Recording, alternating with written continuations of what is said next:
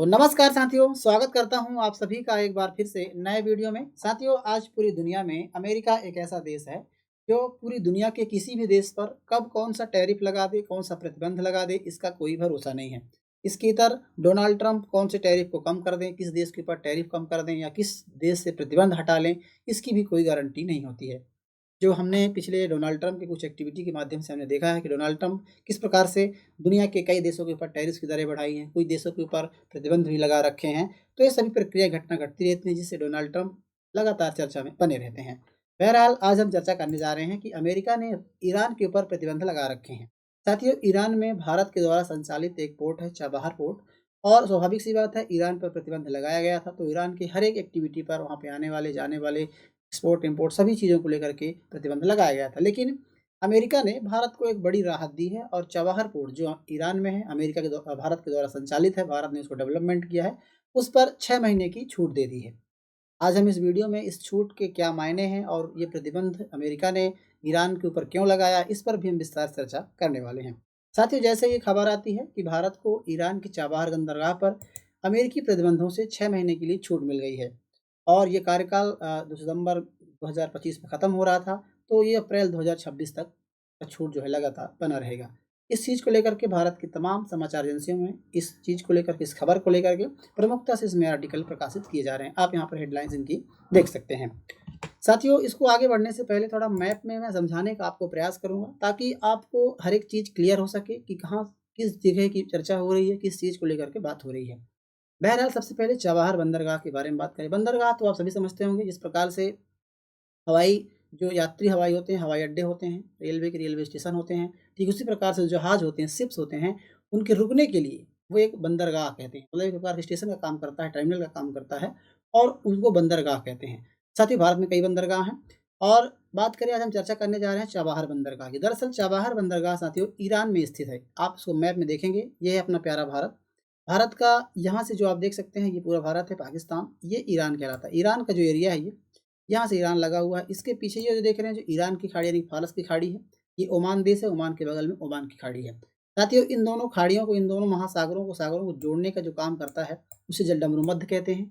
जलडमरूमध्य भारत के परिप्रेक्ष्य में बात करें तो जैसे भारत और श्रीलंका को दो अलग देशों में बाँटता है, अलग करता है। उनके बीच से जो पानी की जगह है, उसे जलडमरूमध्य कहते हैं। जैसे पाक जलडमरूमध्य भारत और श्रीलंका को अलग करता है। ठीक उसी प्रकार से जो पार्सियन खाड़ी है और गल्फ ऑफ ओमान, ओमान की खाड़ी है, इन दोनों को अलग करता है हॉर्मुज की खाड़ी। हॉर्मुज, माफ़ कीजिए, हॉर्मुज जलडमरूमध्य।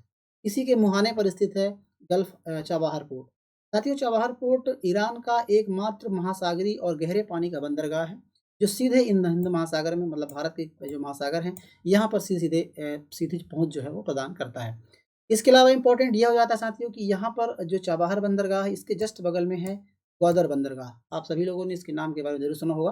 आपको बता दूँ, ग्वादर बंदरगाह साथियों पूरी तरह से, हालाँकि ये पाकिस्तान में है, लेकिन इसको पूरी तरह से डेवलपमेंट किया, पूरी तरह जो इस्तेमाल करता है वो चाइना करता है। चाइना एक कॉरिडोर का निर्माण किया है, सीपीईसी यानी कि चाइना पाकिस्तान इकोनॉमिक कॉरिडोर। यहाँ से होकर के भारत के जो पीओके वाला एरिया, यहाँ से होकर के आता है और ये ग्वादर बंदरगाह तक पहुँचता है, ताकि चाइना जो है अपने सामान का जो एक्सपोर्ट है, ये इसकी सहायता से आपके ईरान, मध्य एशिया, अफ़गानिस्तान या फिर यूँ कहें कि यहाँ से आप देख सकते हैं पोर्ट की सहायता से ये अन्य देशों में अपने प्रोडक्ट को भेजने का काम करता है, व्यापार करने का काम करता है। तो भारत भी ठीक इसी प्रकार से इसका इस्तेमाल करता है। जो चाबहार बंदरगाह है, भारत यहाँ कांडला बंदरगाह से आप देख सकते हैं, और जो मुंबई बंदरगाह, यहाँ से भी भारत अपने व्यापार का जो एक्सपोर्ट सामान किया जाता है, जो मध्य एशिया में अफ़गानिस्तान, रसिया तक, इसके अलावा जो यूरोप तक पहुँच का काम करता है, वो इसी की सहायता से भारत एक्सपोर्ट करता है। तो भारत के लिए व्यापार के लिहाज से काफ़ी इम्पोर्टेंट है और इस चीज़ को लेकर के यहाँ पर डोनाल्ड ट्रंप ने जो बैन लगाया है, वो ईरान पर लगाया है। तो आपको बता दें कि चाबहार बंदरगाह का पोर्ट, जैसे मैंने आपको बताया इसके महत्व के बारे में, हम चाहते हैं कि पाकिस्तान से हमारा संबंध सभी जानते हैं आप किस प्रकार से है, और ज़मीन को लेकर कोई भी इस्तेमाल ना पाकिस्तान का भारत करता है, ना भारत का पाकिस्तान करता है। तो इस चीज़ को भारत अलग तरह, मतलब एक विकल्प के तौर पर देखता है ना, कि पाकिस्तान को बाईपास करने का रास्ता है और अफ़गानिस्तान, मध्य एशिया तक पहुँचने के लिए पाकिस्तान से ज़मीन से नहीं गुज़रना पड़ता है, जैसा कि मैंने आपको बताया। इसके अलावा भारत सीधे चाबहार बंदरगाह के माध्यम से ईरान, अफ़गानिस्तान, मध्य एशिया तक अपने व्यापार को भेज सकता है। यह भारत के लिए एक सुरक्षित और स्वतंत्र व्यापारिक कॉरिडोर भी है, क्योंकि इनके साथ समझौता हो। दरअसल अब ये भारत के कब्जे में कैसे आया, कि जो बंदरगाह है कैसे मिला? तो अब पहले इसको बात कर लें, मैप में देखने का प्रयास करते हैं। जैसे आप देख सकते हैं, भारत डायरेक्ट, यदि भारत अपने सामान को यदि जहाज़ के थ्रू, यदि समुद्री महासागरों के थ्रू भेजता है, तो उसको इस प्रकार के रास्ते तय करने होंगे। जो नीली पट्टियाँ आपको दिखाई दे रही है, इस प्रकार की यात्रा रसिया की तरफ भेजना है, यूरोप में भेजना है, तो तय करने होंगे। लेकिन भारत यदि इस प्रकार के जो चाबहार बंदरगाह, इसका इस्तेमाल करके अपने प्रोडक्ट को सीधे चाबहार बंदरगाह पहुँचाता है और फिर से यहाँ से एक्सपोर्ट करके पूरी दुनिया में, यानी कि यूँ कहें कि मध्य एशिया से मैंने आपको बताया, मध्य एशिया यूरोप के देशों में यहाँ पर एक्सपोर्ट करने का काम करता है। अब साथियों, ये जो बंदरगाह है, चाबहार बंदरगाह ईरान का, ये भारत के हिस्से में कैसे आया? दरअसल क्या है कि 2003 में भारत को, हालाँकि भारत और पाकिस्तान के बीच जो रिश्ते थे, इस चीज़ को लेकर के भारत पहले से ही काफ़ी दूरगामी सोच रखता आ रहा है और इसके इसके तहत ही भारत ने ईरान के साथ समझौता किया और ईरान के साथ 2003 में पोर्ट के विकास के लिए एक समझौता किया गया था, 2003 में। लेकिन साथियों क्या हुआ कि अंतर्राष्ट्रीय प्रतिबंधों, हालाँकि अमेरिका ने जो प्रतिबंध लगा रखे हैं, वो शुरू अभी से ही नहीं है, काफ़ी लंबे 1980 के दशक से अमेरिका ईरान पर प्रतिबंध लगाता आ रहा है। तो इन सभी प्रतिबंधों के चलते और अमेरिका ईरान के तनाव की वजह से कई बार इस कामों को लेकर के देरी हुई और इसमें जैसा कि आपको बता दूँ कि जो ये पोर्ट है, इस पोर्ट में 2 प्रकार के जो हैं टर्मिनल हैं, जैसे एक शाहिद कलिंतरी और शाहिद बेहेश्ती। ये 2 पोर्ट बनाए, सारे टर्मिनल बनाए गए हैं, जिस प्रकार से टर्मिनल होते हैं, अलग-अलग टर्मिनल हैं। तो 2 टर्मिनल्स बनाए गए हैं। तो इसमें से जो एक टर्मिनल है, यानी कि शाहिद बेहेश्ती टर्मिनल जो है, ये भारत ने अपने हिसाब से इसको निर्माण किया है और संचालन की ज़िम्मेदारी ली है और भारत की जो Indian ports global limited company है, ये इस पर काम करती है। तो इसको बनाने के लिए भारत ने 2003 में समझौता किया था, लेकिन ये कई कारणों से विलंब होता रहा और बाद में 2016 में फिर से एक नई जान आई, जब प्रधानमंत्री मोदी और ईरान के राष्ट्रपति हसन रूहानी और अफ़गानिस्तान के राष्ट्रपति अशरफ गनी ने मिल कर के एक त्रिपक्षीय समझौते पर हस्ताक्षर किया, ताकि भारत ईरान की जो चाबहार पोर्ट है, वहाँ से अपने व्यापार को अफ़गानिस्तान में फैला सके और अफ़गानिस्तान में अपने व्यापार को, वहाँ पर सामानों को एक्सपोर्ट कर सके। इसके लिए ये समझौता यहाँ पर किया गया था। उसके बाद से भारत ने निर्माण किया और शाहिद जो बेइज्जती टर्मिनल है, इसके संचालन और ज़िम्मेदारी भारत ने ले ली। दरअसल साथियों, उसके बाद क्या हुआ कि व्यापार चलता रहा और उसके बाद अमेरिका जो है, ईरान पर लगातार प्रतिबंध लगाए जा रहा था। साथियों, इसकी पृष्ठभूमि की बात बात करें कि अमेरिका ने ईरान पर प्रतिबंध क्यों लगाए हैं, तो ये सिलसिला जो है, ये अचानक शुरू नहीं हुआ है। सबसे पहले बता दें तो 1980 के दशक में अमेरिका और ईरान के साथ तेल व्यापार और निवेश पर रोक लगाई गई थी। की वजह ये थी कि जब 1979 में इस्लामिक क्रांति हुई थी ईरान में और उसके बाद अमेरिका के दूतावास पर हमला हुआ था। ईरान में जो अमेरिकी दूतावास है, वहाँ पर हमला हुआ था और उसके बाद से ऐसा खबरें आ रही थी कि अमेरिका के बंधकों को, मतलब कि गिरफ्तार करने के लिए गिरफ्तार कर लिया गया था और आतंकवाद को समर्थन देने के उस पर आरोप लगाए गए थे ईरान पर। उसके बाद साथ ही 1995 में अमेरिका ने ऊर्जा क्षेत्र, बैंकिंग और निवेश पर पूर्ण प्रतिबंध लगा दिए ईरान के ऊपर। इसके अलावा 2000 के दशक में खबरें आने लगी और पश्चिमी देशों ने और अमेरिका जैसे देशों ने खबरें लगाना, आरोप लगाना शुरू कर दिया कि ईरान गुप्त रूप से परमाणु हथियार बना रहा है। उसके बाद 2012 में अमेरिका ने तेल निर्यात और सेंट्रल बैंक ऑफ ईरान पर प्रतिबंध लगा दिया। तो मतलब कई प्रकार से प्रतिबंध झेलता आ रहा है। दरअसल अमेरिका और पश्चिमी देशों को डर था कि अगर ईरान परमाणु हथियार बना लेता है, तो मध्य पूर्व में अस्थिरता बढ़ जाएगी। अब चूँकि उसके बाद क्या होता है साथियों कि एक समझौता होता है 2015 में, जिसे हम देख सकते हैं यहाँ पे JCPOA कहते हैं, यानी कि joint corporation plan of activity. इस प्रकार सा एक ईरान के साथ समझौता होता है। इस समझौते में ईरान, अमेरिका, रूस, फ्रांस, ये जो उत्तरी यूरोपीय देश हैं, रूस, फ्रांस, इस प्रकार के जर्मनी, ये सभी देश आकर के समझौता करते हैं और ईरान एक वादा करता है कि मतलब आने वाले समय में जो मतलब कि कहने का तो ईरान है, ये परमाणु बम नहीं बनाएगा।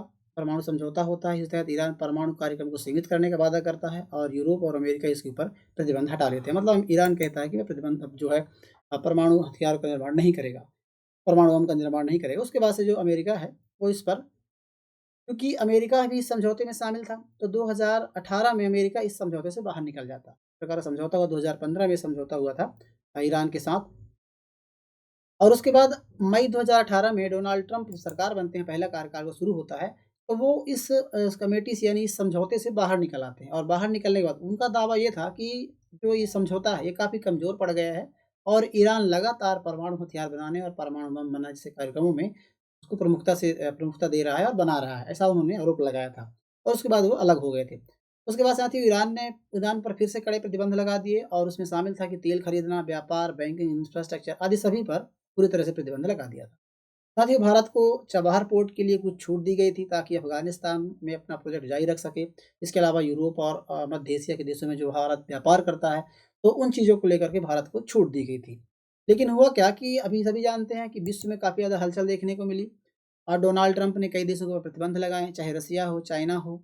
और यहाँ तक की बात करें कि डोनाल्ड ट्रंप ने जो इज़राइल और गाज़ा पट्टी को लेकर के हमास के साथ युद्ध चल रहे हैं, उसमें ईरान के ऊपर बमबारी भी की थी। खबरें आई थी कि बमबारी की गई है। अमेरिका के बॉम्बर्स जो हैं ईरान के कुछ हिस्सों में, जहाँ पर उन्होंने बताया कि न्यूक्लियर वेपन बनाए जा रहे हैं ना, परमाणु हथियार बनाए जा रहे हैं, उन साइटों को डोनाल्ड ट्रंप ने पूरी तरह से नष्ट करने का दावा भी किया। तो इस प्रकार से ईरान पर हमला भी किया गया था और इन सब चीज़ों को लेकर के पूरी तरह से तनाव में है पूरी दुनिया थी और डोनाल्ड ट्रंप ने भी इस पर प्रतिबंध लगा दिया। दरअसल क्या है कि इसको यदि मैप में समझ एक चार्ट में समझने का प्रयास करें, तो जैसा कि मैंने बताया 2018 में जेसीपीओ फिर जो अमेरिका है पूरी तरह से में इस संबंध में मतलब इस समझौते के तहत अमेरिका भी था, तो कोई प्रतिबंध नहीं लगाया गया था। उसके बाद भारत का जो चाबहार पोर्ट है वो तेज़ी से काम कर रहा था।